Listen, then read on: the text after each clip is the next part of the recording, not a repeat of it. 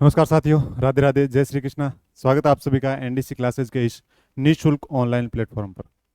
तो कैसे हैं आप सभी लोग? स्वस्थ और मस्त है आप, उम्मीद करता हूं मैं। और आज की जो क्लास है अपनी, जो स्टार्ट हो रही है, नया टॉपिक स्टार्ट हो रहा है। आपको पता है, पहले भी बता दिया था कि राजस्थान के प्रमुख उद्योग, और प्रमुख उद्योग जो टॉपिक है अपना, हर किसी कैसा भी एग्जाम हो, चाहे फर्स्ट ग्रेड, चाहे रीट, चाहे सेकंड ग्रेड, एलडीसी, पटवारी, वीडियो, मतलब जो भी एग्जाम हो वहाँ पे लगता है, प्रमुख रूप से लगता है। और यहाँ से कम एक क्वेश्चन जरूर उठता है हर एग्जाम के अंदर। कहीं भी देख लो, किसी भी तरीके का एग्जाम हो तो वहाँ देखेंगे तो हम एक क्वेश्चन हमें देखने को जरूर मिलेगा कि यहाँ से क्वेश्चन उठता है। क्योंकि उद्योग, कहीं ना कहीं करंट से संबंधित भी क्वेश्चन है वो भी उठ जाते हैं। करंट से संबंधित क्वेश्चन उठते हैं तो वहाँ से कम दो या तीन क्वेश्चन भी उठ जाते हैं करंट को लेकर। और इसके अलावा जो प्रमुख उद्योग है राजस्थान के अंदर, उद्योग मायने रखता है कहीं ना कहीं। तो इस कारण से भी यहाँ से जो पीछे अपने पढ़ते हैं, सूती वस्त्र उद्योग, सीमेंट उद्योग, चीनी उद्योग, तो वहीं से भी क्वेश्चन उठ जाते हैं कि पहली मील कौन सी है, दूसरी मील कौन सी है, इस प्रकार के क्वेश्चन होते हैं। इसके अलावा जो नए पार्क बन रहे हैं उद्योग से संबंधित, जो नए उद्योग लग रहे हैं, इंजीनियर उद्योग के अंदर भी राजस्थान बहुत एक बड़ा हब बन रहा है, आपको पता है। तो उन चीज़ों के अंदर भी उद्योग बहुत इंपॉर्टेंट है अपने। और पिछली जो अपने क्लास हुई थी, पर्यटन, परिवहन, आज उद्योग, उद्योग के बाद जो अपना फर्स्ट ग्रेड के हिसाब से देखें तो जनसंख्या, कृषि और पशुधन ये टॉपिक रह जाएगा। हाँ, इसके अंदर 3 से 4 क्लासेस चलेगी उद्योग के अंदर, ज़्यादा नहीं चलेगी। और आराम से समझते चलेंगे। ऐसे नहीं कि जल्दबाजी के अंदर हम कर लेंगे, नहीं नहीं, आराम से समझेंगे। एक एक टॉपिक को क्लियर करते हुए चलेंगे। एक 8वीं की जो बुक है सामाजिक की, उसके अंदर उद्योग को किस प्रकार से समझाया गया है, थोड़ा सा उसको भी साथ लेकर भी चलेंगे। हाँ, वो क्वेश्चन कहाँ से उठते हैं वो भी बताऊंगा, लेकिन वहाँ से एक प्रारूप तैयार किया जाता है उद्योग का, वो किस प्रकार से तैयार किया जाता है वो थोड़ा सा समझने की कोशिश करेंगे। उसके बाद में अपने मुख्य टॉपिक है उस पर चलेंगे आज की क्लास के अंदर। ठीक है, तो ये इंपॉर्टेंट क्लास है। ऐसा ना हो कि आप इसको छोड़ दें, तो छोड़ोगे तो बहुत बड़ी गलती है। और उद्योग से क्वेश्चन उठता है, जरूर उठता है। पिछले एग्जाम के अंदर आप देख लेना कहीं कहीं पर भी, तो यहाँ से एक क्वेश्चन, कम से कम एक क्वेश्चन जरूर मिलेगा आपको। और एक क्वेश्चन सिंपल क्वेश्चन होते हैं, कोई इतने टफ क्वेश्चन नहीं होते। हाँ, करंट से संबंधित अगर करंट आपका मजबूत है तो वहीं से क्वेश्चन गलत नहीं होगा आपका। ठीक है, तो देखो, तो राजस्थान के प्रमुख उद्योग है। और आज अपनी देखो, चलते चलते 32वीं क्लास चल रही है अपनी। ठीक है, और हर टॉपिक के बाद क्या हो रही है, एमसीक्यू हो रहा है। तो एमसीक्यू साथ साथ में, क्लास क्लास के साथ, क्लास का टॉपिक पूरा हुआ उसके बाद एमसीक्यू, यानी कि अपना जो कारवां है चल गया है धीरे धीरे। तो आज 32वीं क्लास है, 32वीं क्लास है उद्योग की है। उद्योग देखो, सबसे पहले कही क्या रहा है, राजस्थान में उद्योग। और राजस्थान में उद्योग क्या चीज़ है, इसको समझने की कोशिश करते हैं। आरबीएससी की बुक है, 8वीं की बुक है, एनसीईआरटी की नहीं, आरबीएससी की बुक है जो, ठीक है, जो पीछे लगती थी, उसके अंदर क्या लिखा था वो देखो। कृषि, वानिकी, पशुपालन, मत्स्य पालन, खनन, विनिर्माण, परिवहन और अन्य कई सेवाएं जिनका उद्देश्य लाभ प्राप्त करना होता है, आर्थिक क्रियाएं कहलाती है। आर्थिक क्रियाएं मतलब वो क्रियाएं हैं जो किसी न किसी प्रकार से पैसा कमा सकती है, धन कमा सकती है। वो सारी क्रियाएं जो की जाती है वो कौन सी क्रियाएं कहलाती है, आर्थिक क्रियाएं कहलाती है। कोई नहीं पूछेगा यहाँ से, लेकिन अपने दिमाग में ये चीजें थोड़ी सी होनी चाहिए। ठीक है, आखेट यानी शिकार करना, भोजन संग्रहण, पशुपालन, मछली पकड़ना, कृषि, खनन आदि को प्राथमिक व्यवसाय कहा जाता है। ये क्या है, ये जो कार्य किए जाते हैं, जैसे आखेट, शिकार करना, भोजन को इकट्ठा करना, पशुपालन, मछली पकड़ना, कृषि करना, खनन करना, ये सारी के सारी कौन से व्यवसाय कहलाते हैं, प्राथमिक व्यवसाय कहलाते हैं, आपको पता होना चाहिए। ठीक है, और आगे देखो, उद्योग को, यहाँ पे देखो क्या लिखा है, उद्योग को द्वितीय तथा पर्यटन, व्यापार एवं संचार आदि को तृतीय व्यवसाय कहा जाता है। हमने पर्यटन एवं परिवहन पढ़ा है, तो पर्यटन व परिवहन कौन सा व्यवसाय कहलाता है, तृतीय व्यवसाय कहलाता है। और उद्योग अपना कौन सा व्यवसाय कहलाता है, द्वितीय व्यवसाय कहलाता है। ये थोड़ा सा ध्यान होना चाहिए। ठीक है, कोई ज्यादा इसके अंदर बात नहीं है कि क्या इसके अंदर समझने, हाँ थोड़ा सा समझने लायक टॉपिक है, इसके अलावा यहाँ से क्वेश्चन नहीं उठेगा। ठीक है, आगे देखो, आगे क्या कह रहा है, आगे है कच्चे माल की सहायता से जब उद्योग विनिर्माण किया जाता है, उद्योग को क्या चाहिए होता है, कच्चा माल ही तो चाहिए होता है। कच्चे माल को क्या करते हैं, उसके बाद में उसका निर्माण करते हैं, विनिर्माण करते हैं। कच्चे माल की सहायता से हमारे लिए उपयोगी वस्तुओं का निर्माण करने वाली, यानी कच्चे माल की सहायता से क्या किया जाता है, उपयोगी वस्तुएं जो हमें चाहिए होती है दैनिक जीवन के अंदर, उन वस्तुओं का निर्माण किया जाता है। तो निर्माण करने वाली इकाई को विनिर्माण या उद्योग कहा जाता है। विनिर्माण उसका विकसित रूप है और या फिर उद्योग कहा जा सकता है। उद्योग क्या है? द्वितीयक व्यवसाय है, इसके ज्यादा अलावा कुछ नहीं है। उद्योग का वर्गीकरण, अब देखो उद्योग का वर्गीकरण आरबीसी की बुक में क्या किस प्रकार से किया गया है वो देखते हैं थोड़ा सा। आकार के आधार पे, आकार के आधार पे क्या होता है, यानी कि उद्योग का वर्गीकरण बुक के अंदर कई प्रकार से किया गया है। उसमें सबसे पहले है आकार के आधार पे। आकार के आधार पे देखें तो कुटीर उद्योग, लघु उद्योग और वृहत उद्योग। कुटीर उद्योग को हम घरेलू उद्योग भी कह सकते हैं। ठीक है, जो भी चीजें हम घर पर बना सकते हैं वो सारी की सारी कौन सी होती है? घरेलू उद्योग के अंदर आ जाएगी। जैसे कुटीर उद्योग, घरेलू उद्योग, टोकरी बुनते हैं अपने, ठीक है, टोकरी बुनते हैं, किसी प्रकार मिट्टी के बर्तन बनाते हैं, वो किस में आ जाएंगे? मिट्टी के, मतलब एक प्रकार से कह सकते हैं जो हाथ से चीजें बनाई जाती है, जितनी भी हाथ की जो कारीगरी होती है वो सारी के सारी कुटीर उद्योग के अंदर आते हैं। ठीक है, टोकरी बनाना, मिट्टी के बर्तन बनाना, इस प्रकार के सारे उद्योग किसके अंदर आ जाएंगे? इसी के अंदर आ जाएंगे। ठीक है, आगे देखो लघु उद्योग। लघु उद्योग कौन से होते हैं? लघु उद्योग माचिस बनाना, यानी कि एक प्रकार से कह सकते हैं मशीनें होती है लेकिन छोटी मशीनें होती है। कह सकते हैं कि लघु उद्योग के अंदर 10 से 100 श्रमिक होते हैं, 20 के जो श्रमिक होते हैं उतने ही श्रमिक काम करते हैं, ज्यादा श्रमिक काम नहीं करते हैं, थोड़े काम करते हैं लेकिन कम करते हैं, 10 से 100। कुटीर उद्योग एक प्रकार से घरेलू उद्योग, यानी कि घर पर ही कुछ न कुछ चीजें बनाई जा सकती है। लघु उद्योग वो होते हैं जिसके अंदर श्रमिक की आवश्यकता होती है लेकिन कम श्रमिकों की आवश्यकता होती है, कामगार होते हैं वो कम की आवश्यकता होती है। 10 से लेकर 100 श्रमिक होते हैं, वहां तक उनकी आवश्यकता होती है, उससे ज्यादा नहीं। वो कौन से आ जाएंगे? लघु उद्योग के अंदर आ जाएंगे। कौन से आ जाएंगे? लघु उद्योग के अंदर आ जाएंगे। माचिसें बनाना, ईंटें बनाना, रंगाई छपाई, ये किसी प्रकार के उद्योग हैं, सारे के सारे लघु उद्योग के अंदर आ जाएंगे अपने। फिर देखो, फिर आता है वृहद उद्योग। इसके अंदर क्या, छोटी मशीनें, यानी छोटी छोटी मशीनें होती हैं, वो काम में ली जाती है। अब वृहद उद्योग के अंदर क्या होता है? एक बड़ा उद्योग। बड़ा उद्योग होता है तो मशीनें भी किस प्रकार की ली जाएगी? बड़ी मशीनें ली जाएगी। अब बड़ी मशीनों के अंदर सूती वस्त्र उद्योग आ जाएगा, सीमेंट उद्योग आ जाएगा, लोहा इस्पात से संबंधित उद्योग आ जाएंगे, यानी कि बड़े बड़े कारखाने वो सारे के सारे किसके अंदर आ जाएंगे? वृहद उद्योग के अंदर आ जाएंगे। और श्रमिकों की आवश्यकता भी ज्यादा होगी यहाँ पे, यानी कि कह सकते हैं बहुत ज्यादा।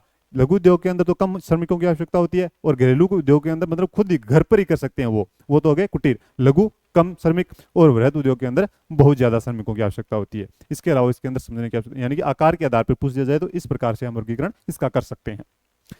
बिल्कुल सिंपल चीज है। देखो आगे क्या है, स्वामित्व के आधार पर। स्वामित्व, स्वामित्व निजी क्षेत्र, सार्वजनिक क्षेत्र, संयुक्त क्षेत्र और सहकारी क्षेत्र। निजी क्षेत्र यानी कि किसी एक व्यक्ति या कुछ व्यक्ति मिलकर भी किसी को, मतलब किसी उद्योग को संचालित कर सकते हैं, तो वो कौन सा आ जाएगा? निजी क्षेत्र।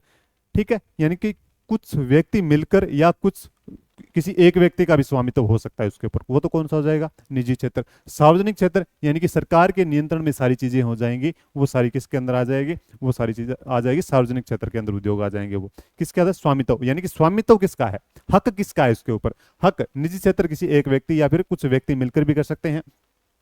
सार्वजनिक क्षेत्र यानी कि सरकार के नियंत्रण में होती है, यानी कि सबका उस पर अधिकार होता है एक प्रकार से। संयुक्त क्षेत्र, संयुक्त क्षेत्र होता है निजी प्लस सरकारी। संयुक्त क्षेत्र होता है, क्या होता है? निजी प्लस सरकारी, यानी कि निजी क्षेत्र के लोग और सरकार भी दोनों मिलकर क्या करती है? उस उद्योग को संचालित करने का काम करती है, वो हो जाएगी अपने संयुक्त क्षेत्र। ठीक है, अब सहकारी क्षेत्र। सहकारी क्षेत्र के अंदर वो होता है, सहकारी क्षेत्र के अंदर होता है जो भी उसके अंदर उद्योग के अंदर काम करने वाला, माल की आपूर्ति करने से लेकर उसके अंदर करने वाला हर व्यक्ति जो काम करता है उसकी भी उसके अंदर क्या होती है? भागीदारी होती है। वो हो जाता है अपना सहकारी उद्योग, यानी कि एक समूह होता है पूरा का पूरा, जो उसके अंदर क्या करते हैं? काम करते हैं साथ साथ के अंदर, वो सारे आ जाएंगे अपने सहकारी उद्योग के अंदर। समझ में आ गई बात? कोई दिक्कत समस्या यहां तक बताओ?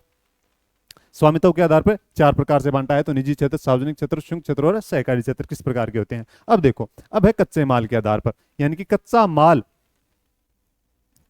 पहले प्राप्त किया जाता है, उसके बाद में उपयोगी जो वस्तु हमें चाहिए होती है उसका निर्माण किया जाता है। कच्चे माल को परिवर्तित किया जाता है। ठीक है, तो कृषि आधारित। अब कृषि आधारित कौन कौन से उद्योग हो सकते हैं बताओ? कृषि आधारित कौन कौन से उद्योग हो सकते हैं? चीनी उद्योग हो जाएगा, सूती वस्त्र उद्योग हो जाएगा, ये सारे कौन से आ जाएंगे? ये अपने सारे के सारे आ जाएंगे कृषि आधारित उद्योग के अंदर, अपने सारे के सारे आ जाएंगे। ठीक है, तो कृषि आधारित उद्योग के अंदर सूती उद्योग, डेयरी उद्योग भी, डेयरी होता है वो भी किस में आ जाएगा? इसी के अंदर आ जाएगा। ठीक है, वनस्पति तेल उद्योग भी किस में आ जाएगा? इसी के अंदर आ जाएगा। यानी जो कृषि से जुड़ी हुई चीजें हैं वो सारी की सारी किस में आ जाएगी? कृषि आधारित उद्योग के अंदर आ जाएगी। अब देखो समुद्र आधारित उद्योग यानी मछली,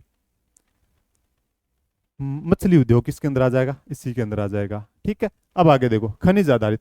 खनिज आधारित जो खनिज है, जो भी खनिज है, संगमरमर हो, चाहे लोहा हो, चाहे तांबा हो, उससे संबंधित सारे उद्योग किसके अंदर आ जाएंगे, खनिज से संबंधित आ जाएंगे। किसी भी प्रकार का खनिज जो खनन किया जाता है वो सारा का सारा उद्योग किसके अंदर आ जाएगा, खनिज। और वन आधारित, वन आधारित उद्योग के अंदर क्या क्या आएगा, वन आधारित उद्योग के अंदर क्या क्या आएगा, जैसे फर्नीचर बनाते हैं, लकड़ी, तो वो किससे बनती है, पेड़ों से बनती है, पेड़ों को काट कर भी बनाई जाती है ना, तो वो सारी की सारी किसमें आ जाएगा। जैसे झाड़ू बनती है, आपको पता है, तो झाड़ू भी किससे बनती है, इसी से बनती है। ठीक है, बांस, बांस उद्योग भी किससे में आ जाएगा, बांस का सामान होता है वो बनता है ना, वो भी किसमें आ जाएगा, वन आधारित उद्योग के अंदर आ जाएगा।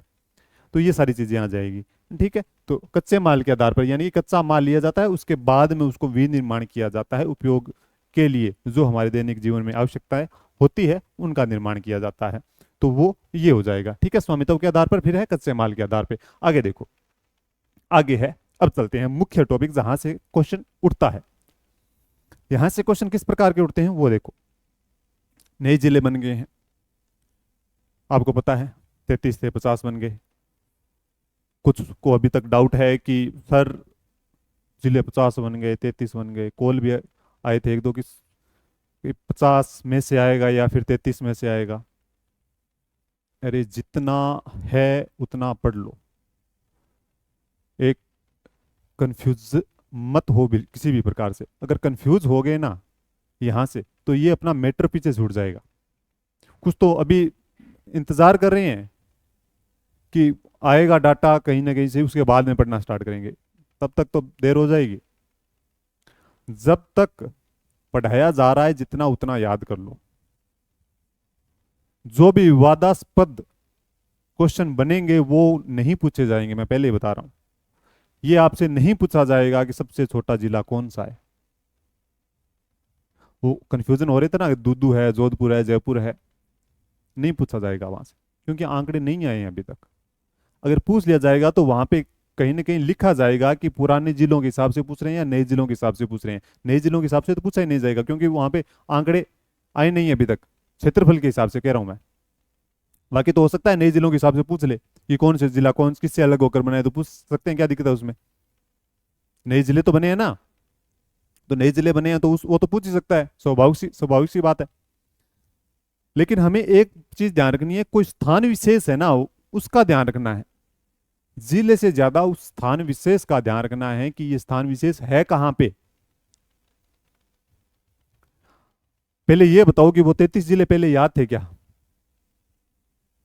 33 जिले आपको भरने आते थे क्या पूरे, कि कौन सा जिला कहां पे है। अगर 33 जिले वो ही भरने नहीं आते थे तो 50 जिले आपको भरने नहीं आएंगे, मैं पहले बता रहा हूं। तो पहले उन जिलों को भरना तो सीखो। आपको ये तो दिमाग में होना चाहिए कि कौन सी जगह कहां पे है।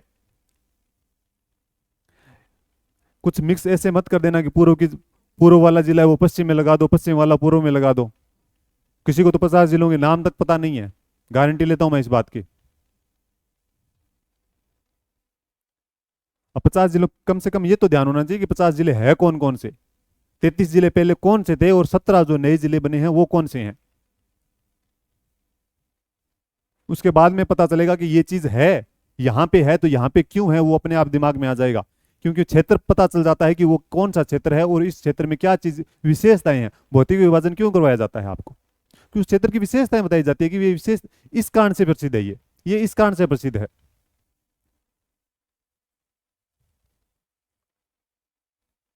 ठीक है, थोड़ा सा ये ध्यान रखो कि मैप आपके पास है तो वो थोड़ा सा भर के देखो कि हाँ ये यहाँ पे है, ये यहाँ पे है, ये यहाँ पे है। मैप को भरना तो सीखो। ठीक है, ज्यादा कंफ्यूजन नहीं क्रिएट करना है दिमाग के अंदर कि क्या आएगा क्या नहीं आएगा। अरे जितना है वहीं से आ जाएगा, पढ़ा रहा हूं यहीं से आएगा, और कुछ नहीं है।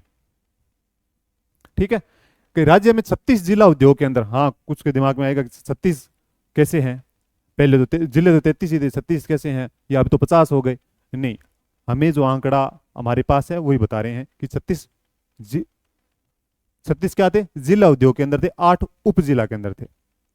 तो हमें यही ध्यान रखना है, इसके अलावा और कुछ नहीं ध्यान रखना है। अब 36 कौन कौन से थे वो भी मैं बताऊंगा, आगे क्लासेज होगी, आगे वो कौन कौन से है बताऊंगा कि 36 है तो क्यों है, 50 है तो क्यों नहीं है, और 32 33 क्यों नहीं है ये भी बताऊंगा, 36 ही क्यों है ये भी बताऊंगा। ठीक है, कि 36 जिला उद्योग केंद्र और 8 उप केंद्र कार्यरत है, वो कौन कौन से बताऊंगा, कोई दिक्कत नहीं, टेंशन नहीं लेनी है किसी बात की। ठीक है, कि वृहद उद्योग कितनी इकाइयां हैं राजस्थान के अंदर, 239 इकाइयां हैं। मध्यम उद्योग के अंदर कितनी इकाइयां, 452 इकाइयां हैं।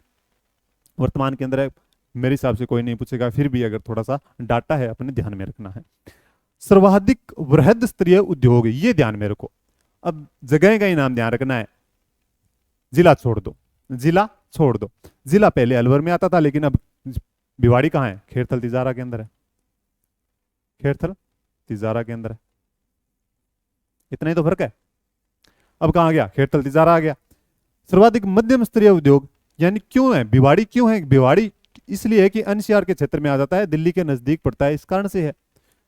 राष्ट्रीय राजमार्ग जो सीधा दिल्ली की तरफ जाता है, तो इस कारण से यहाँ पे वृहद उद्योग, मध्यम स्तरीय उद्योग सबसे ज्यादा लगेंगे, यही तो कारण है। आगे देखो, सर्वाधिक औद्योगिक इकाइयों वाला जिला वो है जयपुर, क्यों है, क्योंकि अपनी राजधानी इस कारण से है। वृहद यानी कि बड़े उद्योग, क्योंकि जयपुर के अंदर नहीं लग सकते बड़े उद्योग, क्योंकि राजधानी है, उतना एरिया कवर नहीं कर सकता। भिवाड़ी के अंदर इस कारण से लगेंगे क्योंकि दिल्ली व जयपुर के मार्ग पर स्थित है, इस कारण से। समझ में आ गई बात, तो भिवाड़ी आ जाएगा, और सर्वाधिक औद्योगिक इकाइयों वाला जिला वो हो जाएगा अपना जयपुर हो जाएगा। आगे देखो, न्यूनतम औद्योगिक इकाइयों वाला जिला, ये बिरला ही है, आपको सबको पता है, जैसलमेर है, पश्चिम में स्थित है, रेत है, निरी क्या है, बिल्कुल ही रेत है, बालू है, तो इस कारण से वहां पे उद्योग विकसित नहीं हो सकता। इस कारण से न्यूनतम औद्योगिक इकाइयों वाला जिला कौन सा है, जैसलमेर है। सर्वाधिक बहुराष्ट्रीय औद्योगिक इकाइयां, यानी कि जो बहुराष्ट्रीय बाहर की जो कंपनियां हैं वो कहाँ आती है, भिवाड़ी के अंदर आती है, और कंपनी अपनी लगाती है, औद्योगिक उद्योग लगाते हैं अपने। ठीक है, कहाँ पे लगाते हैं, भिवाड़ी के अंदर लगाते हैं। देश का पहला वर्ल्ड ट्रेड पार्क कहाँ है, जयपुर में है, थोड़ा सा ये भी ध्यान रखना है। देश का पहला world trade park Jaipur. Rajasthan का पहला मल्टी प्रोडक्ट सेज वो भी कहाँ है, वो है धौलपुर के अंदर। राजस्थान का पहला मल्टी प्रोडक्ट सेज कहाँ है, तो वो धौलपुर के अंदर है। ध्यान ध्यान में रहेगी बातें। देश का पहला world trade park Jaipur, Rajasthan का पहला मल्टी प्रोडक्ट सेज ये है धौलपुर में। ये हो जाएंगी चीजें अपनी। ठीक है, अगर बात की जाए कि औद्योगिक दृष्टि से राजस्थान का स्थान कौन सा है भारत के अंदर, औद्योगिक दृष्टि से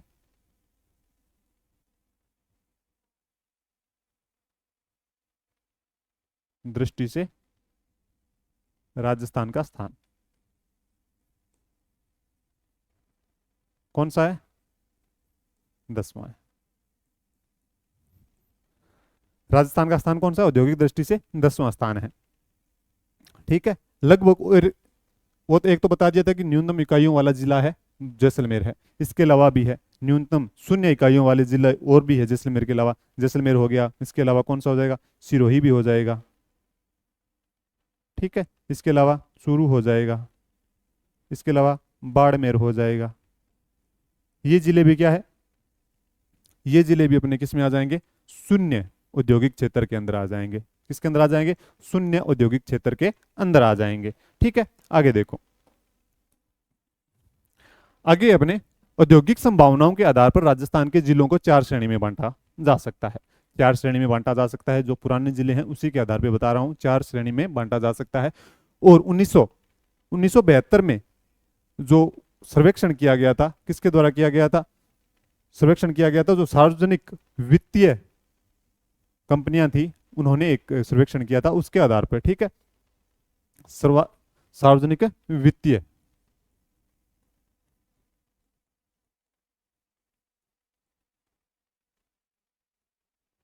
वित्तीय संभावनाओं के आधार पर।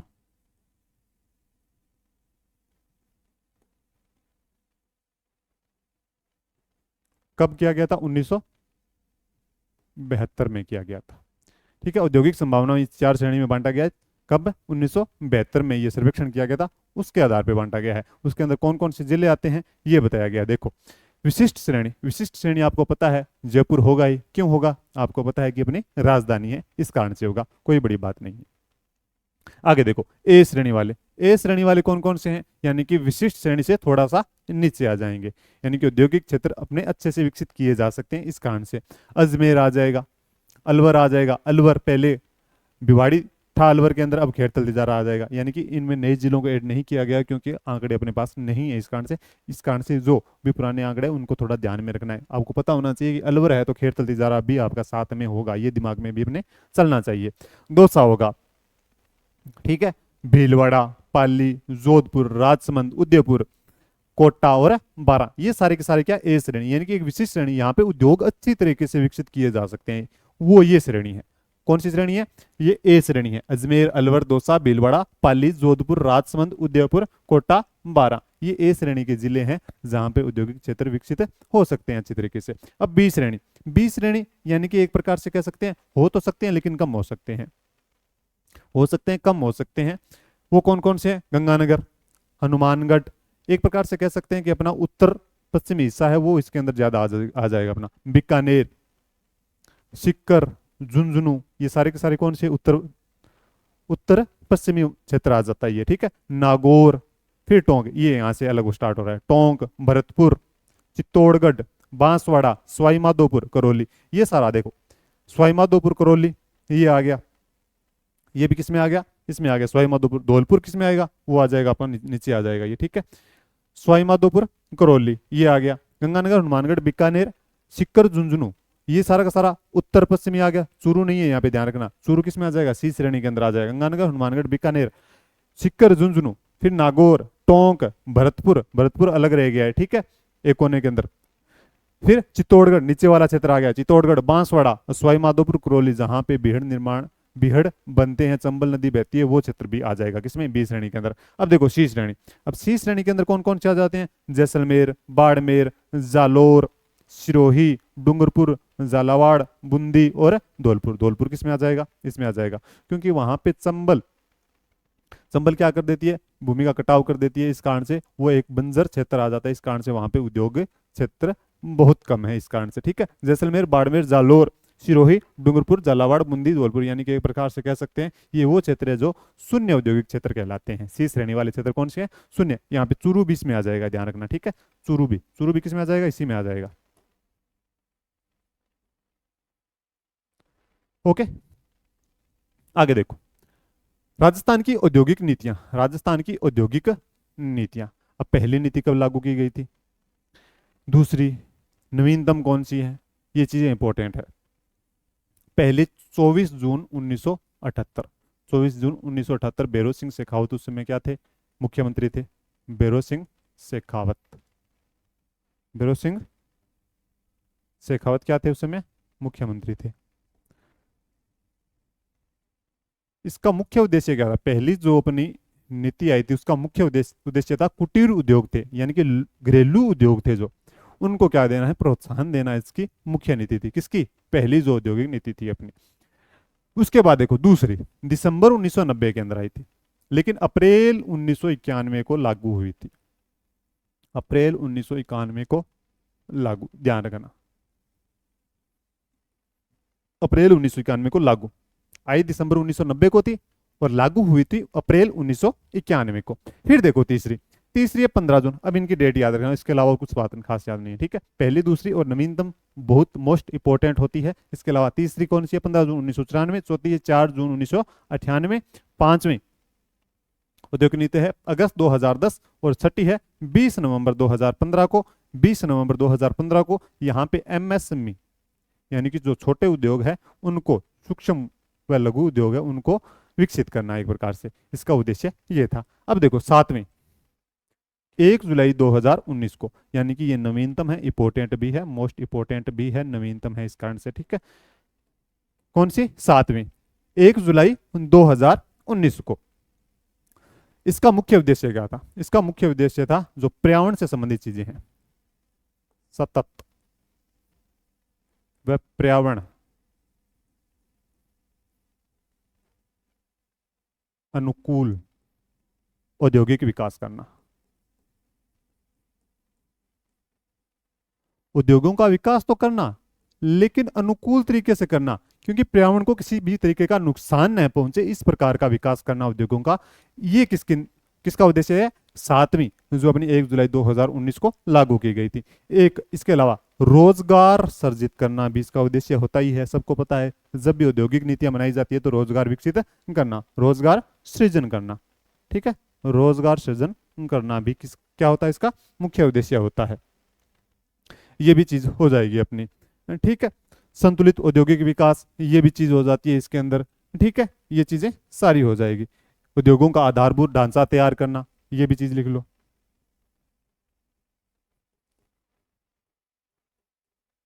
उद्योगों का आधारभूत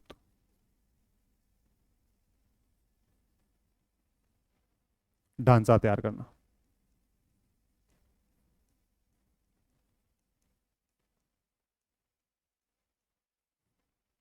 ठीक है, ये चीजें हो जाएगी।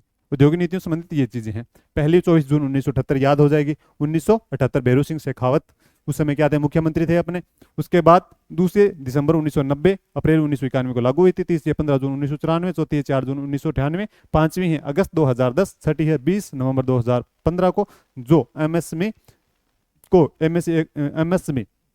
इसका प्रमुख उद्देश्य था। जो सूक्ष्म व लघु उद्योग था उनको विकसित करना मुख्य उद्देश्य था। 7वें 1 जुलाई 2019 इसके अंदर उद्देश्य सतत व पर्यावरण अनुकूल औद्योगिक विकास करना, रोजगार सृजन करना, उद्योगों का आधारभूत ढांचा तैयार करना भी इसका मुख्य उद्देश्य था, ठीक है। इसके अलावा संतुलित औद्योगिक विकास करना भी इसका मुख्य उद्देश्य था, यानी कि संतुलन बनाए रखना एक प्रकार से। राजस्थान की अर्थव्यवस्था में औद्योगिक क्षेत्र का योगदान, राजस्थान की अर्थव्यवस्था में औद्योगिक क्षेत्र का योगदान, किसका योगदान, औद्योगिक क्षेत्र का। ये है 2022-23, 2022-23 सकल राज्य मूल्यवर्धन में प्रचलित कीमतों पर उद्योगों का योगदान। ये आंकड़ा है, ये रटना ही पड़ेगा, 27.31%। ये जब भी नए आंकड़े आएंगे तभी बता रहे हैं, यानी कि एक बार इनको पढ़ लो और छोड़ दो। ये चीजें अभी काम की नहीं है, जब एग्जाम नजदीक होगा तब इन आंकड़ों को पढ़ना है अपने, केवल इनको पढ़ना है और छोड़ देना है, लिख कर छोड़ दो, इसके अलावा और कुछ नहीं है। सकल राज्य मूल्यवर्धन में स्थिर 2011-12, ये किसके आधार पर है, 2011-12 के आधार पर है। कीमतों पर उद्योगों का योगदान, यहां पे क्या है, स्थिर कीमतों पर, यहां पे क्या है, प्रचलित। स्थिर यानी स्थिर का मतलब 2011-12 के आधार पर, स्थिर का मतलब 2011-12, ठीक है। सकल राज्य मूल्यवर्धन स्थिर कीमतों पर उद्योगों का योगदान 27.76%, 27.77% आ जाएगा, ठीक है। प्रचलित पूछ लिया जाए 27.31% और स्थिर पूछ लिया जाए तो 27.76%। 2022-23 के ये आंकड़े हैं, ठीक है। पढ़ लो छोड़ दो, आगे देखो। आगे राज्य में सर्वाधिक निर्यात वस्तुएं, ये आंकड़े हैं अपने 2021-22 को लेकर, ये आंकड़े 2021-22 को लेकर हैं, ठीक है। अभियांत्रिकी वस्तुएं, जो इंजीनियरिंग वस्तुएं हैं उन्हीं को कहते हैं अभियांत्रिकी वस्तुएं, यानी कि इंजीनियरिंग वस्तुओं के निर्माण में भी राजस्थान का बहुत बड़ा योगदान है। और उसका यानी कि राज्य के अंदर उसका स्थान कौन सा है, पहला है, 16.62%, 16.62%, यानी कि इसको इंपॉर्टेंट कर लेना। और पहला स्थान पूछ दिया जाए तो किसका है, इंजीनियरिंग वस्तुएं हैं उनका पहला स्थान आ जाएगा, अभियांत्रिकी वस्तुएं। उसके बाद आता है अपना कपड़ा, जो उद्योग सूती वस्त्र उद्योग है ना, वो किससे संबंधित है, कपड़े से संबंधित तो है, ठीक है। तो दूसरा स्थान किसका आ जाएगा, कपड़े का आ जाएगा, 12.85% आ जाएगा, 12.85। फिर है धातुएं 11.44%, फिर है हस्तशिल्प जो हाथों से निर्माण की जाती है 10.88%, रासायनिक एवं संबंध 9.72%, रत्न एवं आभूषण 9.42। कुछ नहीं करना है, पढ़ लो छोड़ दो, पढ़ लो और छोड़ दो, क्योंकि ये चीजें एग्जाम के नजदीक काम की है, क्योंकि ये आंकड़े हैं, हो सकता है आंकड़े नए आ जाएं तो परिवर्तन भी हो सकते हैं। अगर परिवर्तन होंगे तो बता दिया जाएगा, टेंशन लेने की जरूरत नहीं है, ओके। ये इसको पढ़ लो, लिख लो, छोड़ दो। यहां क्या लिखना है, 2021-22 के आंकड़े हैं ये। आगे देखो, आगे अपने राजस्थान में केंद्र सरकार के उपक्रम, राजस्थान के अंदर केंद्र सरकार भी अपने उपक्रम चला रही है, वो उपक्रम कौन कौन से है वो देखते हैं अपने, इंपॉर्टेंट करो इसको।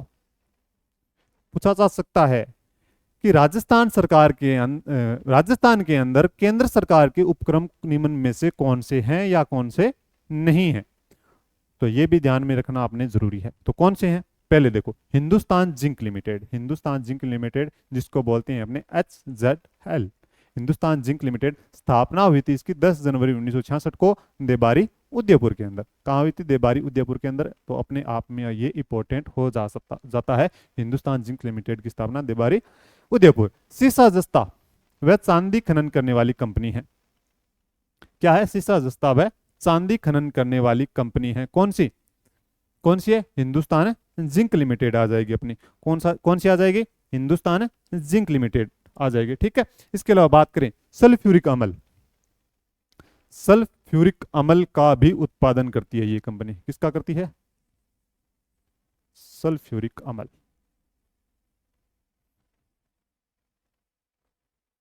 का उत्पादन। और ये कंपनी है हिंदुस्तान जिंक लिमिटेड, सल्फ्यूरिक अम्ल का सर्वाधिक, भारत के अंदर सर्वाधिक उत्पादन करती है। ठीक है। इसके अंतर्गत 3 संयंत्र संचालित है। राजस्थान के अंदर कितने संयंत्र संचालित है? 3 संयंत्र संचालित है। Zinc smelter, zinc smelter, zinc smelter Debari Udaipur के अंदर है, आपको पता होना चाहिए। सीसा जस्ता स्मेल्टर चंदेरिया चित्तौड़ के अंदर है। दरीबा स्मेल्टिंग कॉम्प्लेक्स दरीबा राजसमंद के अंदर है। सबको पता है, रटा हुआ है सबका। तो ध्यान में होना चाहिए कितने संयंत्र संचालित है इसके अंदर? 3 है। पूछा जा सकता है कि हिंदुस्तान जिंक लिमिटेड के अंदर कौन सा संयंत्र संचालित नहीं है? तो 3 तो ये दे देंगे, चौथा कोई अलग दे देगा।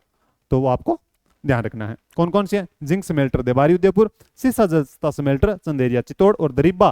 तो ध्यान ये रखना, जिंक स्मेल्टर, सीसा जस्ता नाम आते ही चंदेरिया जाना है। ठीक है। और दरीबा तो आपको पता ही होगा, दरीबा राजसमंद है। और जिंक नाम आते ही देबारी जाना है। इतना ही है। ठीक है। अब बात करें अगर इसका अधिग्रहण किसने कर रखा है? अभी अभी अधिग्रहण किसके पास है?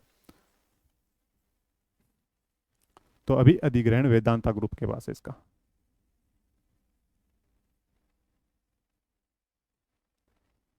ठीक है। आगे देखो, आगे अपने हिंदुस्तान कॉपर लिमिटेड खेतड़ी नीम का थाना, खेतड़ी नीम का थाना। खेतड़ी झुंझुनू में था पहले, लेकिन अभी नीम का थाना में। इतना ध्यान रखना है, दोनों चीजें याद होनी चाहिए कि पहले किस में था और आज किस में है। तो पहले था झुंझुनू में और आज है अपना किसके अंदर है? नीम का थाना में है। कोई दिक्कत नहीं है। लेकिन हिंदुस्तान कॉपर लिमिटेड जो मुख्य बात की जाए स्थापना, तो ये कलकत्ता है इसका मुख्यालय। मुख्यालय इसका कहाँ है? मुख्य रूप से कलकत्ता मुख्यालय है। और 1967 को ये स्थापित किया गया था। और उसी की एक इकाई कहाँ पे? खेतड़ी के अंदर है। हिंदुस्तान कॉपर लिमिटेड मुख्य रूप से मुख्यालय इसका कलकत्ता में 1967 में स्थापित किया गया था, लेकिन उसी की एक इकाई कहां पे? खेतड़ी नीम का थाना राजस्थान के अंदर है अपनी। ठीक है। इसके अंतर्गत 3 परियोजनाएं संचालित है, जो क्या करती है? तांबा खनन करती है एक प्रकार से। कॉपर लिमिटेड है। खेतड़ी कॉपर कॉम्प्लेक्स नीम का थाना, आपको पता है कहां है? खेतड़ी नीम का थाना में है खेतड़ी कॉपर कॉम्प्लेक्स। खोदरीबा, खोदरीबा यानी एक प्रकार से कहते हैं कि तांबे की खाने है ये सारी की सारी। कॉपर लिखा है, कॉपर यानी तांबा, तो तांबे की खाने हैं। तो ये भी साथ साथ में पता होगा आपको कि खाने हैं, तो वहां पे क्या है? साथ साथ में ये संयंत्र भी लगाए गए हैं, परियोजनाएं भी संचालित है। खोदरीबा ताम्र परियोजना अलवर के अंदर है। चांदमारी, ये इंपॉर्टेंट है, पिछले कुछ एग्जामों के अंदर ये पूछा गया है, आगे भी पूछा जाएगा। तो चांदमारी ताम्र परियोजना झुंझुनू के अंदर है। चांदमारी ताम्र परियोजना किससे संबंधित है? तो हिंदुस्तान कॉपर लिमिटेड से संबंधित है अपनी। याद हो जाएगा, कोई दिक्कत नहीं है। खेतड़ी कॉपर कॉम्प्लेक्स नीम का थाना, खोदरीबा ताम्र परियोजना अलवर, चांदमारी ताम्र परियोजना झुंझुनू में आ जाएगा। आगे देखो, आगे अपने Sambhar salt limited, Sambhar salt limited 30 सितंबर 1964, केंद्र व राज्य सरकार का अंश 60:40, केंद्र का 60, राज्य का 40। हिंदुस्तान साल्ट लिमिटेड की सहायक कंपनी है ये। कौन सी? Sambar salt limited. किसकी सहायक कंपनी है? हिंदुस्तान साल्ट लिमिटेड की सहायक कंपनी है। किसकी सहायक कंपनी है? हिंदुस्तान साल्ट लिमिटेड की। और ये सांबर साल्ट लिमिटेड है कहां पे? आपको पता है 3 जिलों के अंदर है, डीडवाना कुचामन, अजमेर और है अपना जयपुर ग्रामीण, जयपुर ग्रामीण। इन 3 जिलों के अंदर सांबर साल्ट लिमिटेड स्थापित है। ठीक है। 30 सितंबर 1964 को स्थापना की गई थी इसकी। केंद्र व राज्य सरकार का अंश पूछ लिया जाए तो 60:40 इसका अंश हो जाएगा। हिंदुस्तान साल्ट लिमिटेड की सहायक कंपनी है इसके अलावा, और इसके अंदर कुछ नई चीज नहीं है। आगे देखो, आगे है Rajasthan electronics and instrumentation limited. Instrumentation limited. स्थापना इसकी की गई थी कनकपुरा, कनकपुरा जयपुर 1981 ईस्वी के अंदर। कब की गई थी? 1981 ईस्वी के अंदर, कनकपुरा जयपुर। केंद्र राज्य सरकार की भागीदारी, ये इंपॉर्टेंट कर लो, सबसे ज्यादा इंपॉर्टेंट है क्योंकि इसकी भागीदारी ही सबसे ज्यादा इंपॉर्टेंट है। 51-49 की, 51-49 यानी कि थोड़ा सा अंतर है, 51, 50-50 नहीं है। ज्यादा अधिकार किसका है? केंद्र का है। और राज्य का कितना है? 49, 51-49 आ जाएगा। कितना आ जाएगा? 51-49 आ जाएगा। ठीक है। ये क्या करती है? ये करती है जो टेलीविजन सेट्स है, टेलीविजन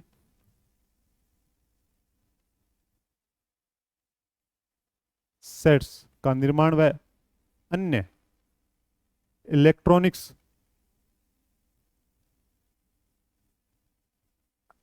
उपकरणों का निर्माण करती है। क्या करती है? जो टेलीविजन के सेट्स होते हैं, सेट होते हैं ना टेलीविजन, और अन्य कोई इलेक्ट्रॉनिक चीजें हैं, बिजली से इलेक्ट्रॉनिक्स से संबंधित उन चीजों का क्या करती है? निर्माण करती है। कौन सी company? Rajasthan electronics and instrumentation limited करती है। कहां पे है? कनकपुरा में है। कनकपुरा कहाँ है? जयपुर में है। कहाँ, कब की गई थी? 1981 में की गई थी। भागीदारी कितनी है? 51-49, 51-49, 51-49, 51-49। याद हो जाएगा, कोई दिक्कत नहीं है। आगे देखो, हिंदुस्तान मशीन टूल्स HMT, स्थापना 1967 अजमेर, चेकोस्लोवाकिया, चेकोस्लोवाकिया के सहयोग से क्या की गई थी? ये स्थापित की गई थी। चेकोस्लोवाकिया के सहयोग से स्थापित की गई थी। वर्तमान में क्या है? वर्तमान में बंद है, वर्तमान में बंद है, वर्तमान में बंद है। क्या है? वर्तमान में बंद है।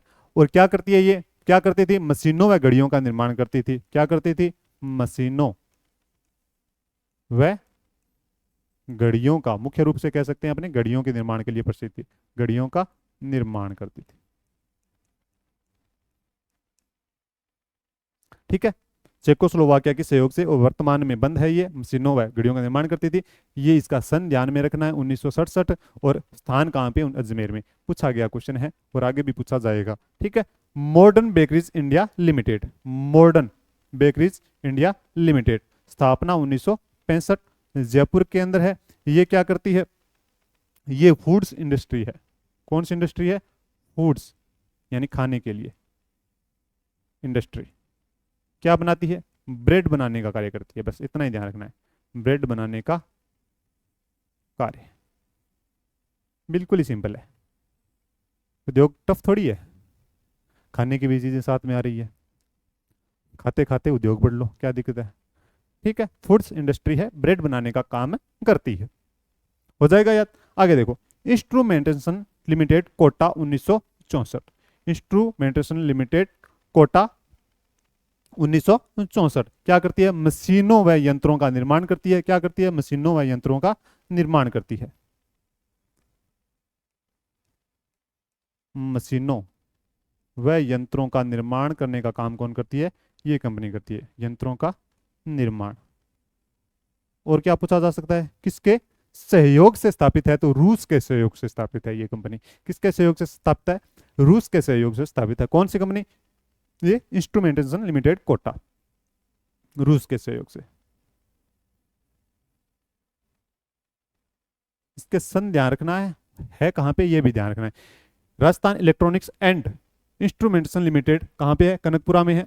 हिंदुस्तान मशीन टूल्स कहां पे है? अजमेर में है। कब स्थापित की थी? 1967 में। Modern bakeries India limited Jaipur में है, 1965 में स्थापित की गई थी। फूड्स इंडस्ट्री है, बताने की जरूरत नहीं है, बेकरीज से आपको पता चल जाएगा। यहाँ पे ब्रेड बनाने का काम करती है। इंस्ट्रूमेंटेशन लिमिटेड कोटा 1964 के अंदर मशीनों व यंत्रों का निर्माण करती है और रूस की सहायता से स्थापित की गई थी। इसके अलावा और कुछ नहीं है। बताओ, सांबर साल्ट लिमिटेड आपको पता है। हिंदुस्तान कॉपर लिमिटेड, बिल्कुल सिंपल चीजें, बिल्कुल ही सिंपल है। हिंदुस्तान जिंक लिमिटेड, एचजेडएल, आपको पता होना चाहिए बिल। ठीक है। तो ये अपने उद्योग की जो प्रथम क्लास थी वो कंप्लीट हो गई है। क्या हो गई है? कंप्लीट हो गई है उद्योग की प्रथम क्लास। आगे आगे अपने चलेंगे। सूती वस्त्र उद्योग के अंदर क्या है, चीनी उद्योग के अंदर क्या है, सीमेंट उद्योग क्या है, रासायनिक उद्योग क्या है, इंजीनियरिंग उद्योग क्या है, और इन उद्योगों को विकास के लिए कौन कौन सी योजनाएं चलाई जा रही है, व्यापार से संबंधित कौन सी योजनाएं हैं, ये सारी की सारी चीजें अपने करेंगे। बिल्कुल ही सिंपल तरीके से करेंगे, किसी भी प्रकार की चिंता करने की ज़रूरत नहीं है। बोलता हूँ ना बार बार, किसी प्रकार का दुख दर्द चिंता हो तो कमेंट में बता देना, ठीक है, वो भी प्रयास करेंगे। एक कमेंट आ रहा था बार बार, मतलब हर क्लास के अंदर आता है कहीं ना कहीं कि सर एक आवाज़ आपकी बहुत कम आ रही है। आवाज़ कम नहीं आ रही है, आवाज़ यहाँ से पूरी है, मैं देख रहा हूँ सामने चल रहा है, बिल्कुल परफेक्ट है यहाँ से। तो आपकी या तो फ़ोन की वॉल्यूम कम है, या फिर अगर आप सीधा देख रहे हो तो कहीं ना कहीं कम आ सकती है। आप एक काम किया करो, साथ साथ में ईयरफोन रखा करो, तो ईयरफोन के अंदर आपकी यानी कि जो भी बाहर का शोर है वो कम सुनाई देगा, और क्लास है आपकी पूरी आवाज़ पूरी सुनाई देगी, ठीक है। तो वो थोड़ा सा ध्यान रखना है। यहाँ से हमने चेक करते हैं, यानी क्लास लेने के साथ साथ देखते हैं कि आवाज़ पूरी जा रही है या नहीं जा रही है, और बाद में भी चेक करते हैं। तो यहाँ से आवाज़ पूरी कंप्लीट है, आपके फ़ोन में हो सकता है आवाज़ कम हो, तो ईयरफोन लगा के देख लिया करें, ठीक है। और इसके अलावा पीपीटी आपको सबको पता है, बताने की ज़रूरत नहीं है कि अपना टेलीग्राम चैनल कौन सा है। नहीं ज्वाइन कर रखा है तो ज्वाइन करना, और वहाँ पे आपको पीपीटी भी मिल जाएगी और क्वेश्चन भी मिल जाएंगे किस प्रकार के, आपको पता है।